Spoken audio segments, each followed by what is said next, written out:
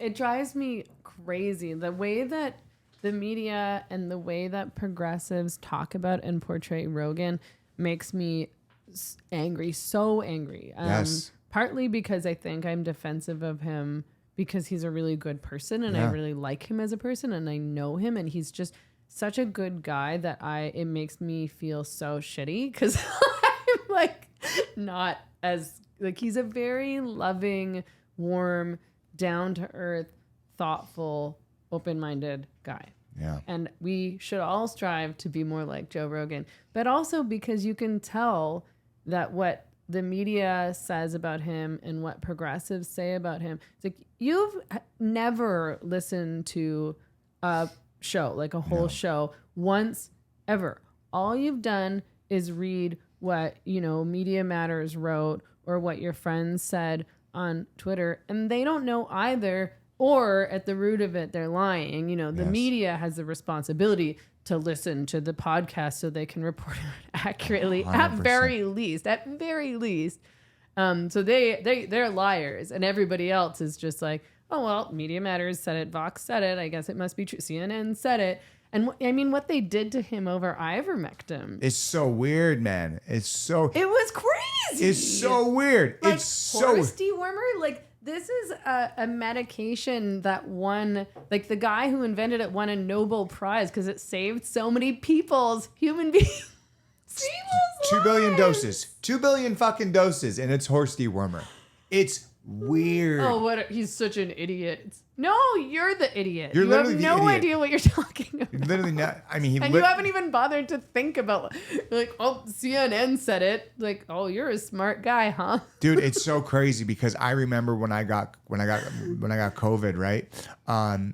I got the Joe Rogan cocktail, right, from this doctor. Yeah. I went from feeling sick, right, to literally in less than 24 hours, I was about 85%. Oh, wow. Within like 36 hours, I was back. I was working out. Like, now, listen, like he said so many other things in there, right?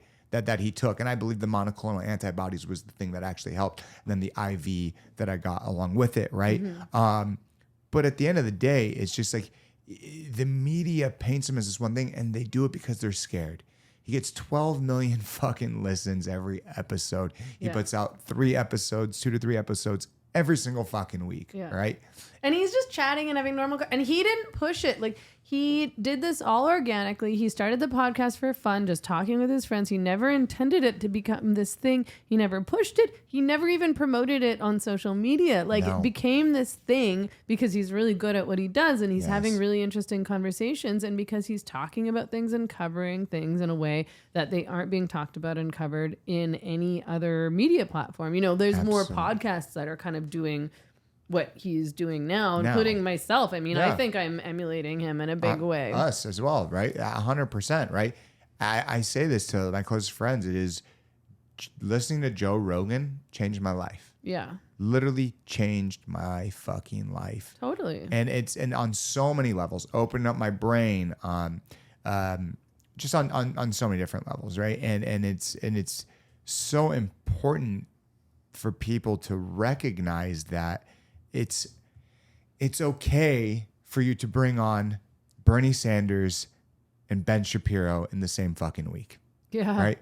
It's okay for you to bring on this person and that person and have a full-fledged conversation and not think that this person is the fucking devil, right? Because they're doing it. Like have Peter Hotez on and have RFK on and they McCullough, can say wildly different things and it's okay and really healthy because people can then hear different sides and hopefully decide for themselves and look into it further. Like it's so weird to me because I really enjoy learning. I want to learn as much as possible. Yes. I feel like a stupid person, I'm not trying to be self-deprecating, but it's because the more you learn and the more you listen to these people and the more books you read, you're like, oh my God, I don't know anything. Yes, I have so much more to learn. How am I going to do this? I'm such an embarrassing, stupid idiot. But you should think that way. Of course. I think be that humble, the problem with progressives, and again, I think I was probably like this when I was younger, is that they think that they know it all. Yeah. and they know all the answers and they're not interested in learning. And I honestly, I just wish, and I try to convince people of this all the time in various ways. I'm like, learning is fun.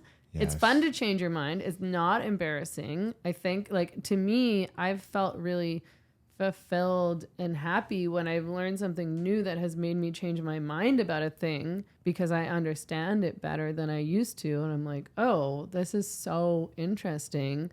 Now I believe this. Now I feel even stupider than I did a week ago. And I need to learn all of this other stuff, again, about things like the cobalt mining and EVs and nuclear power and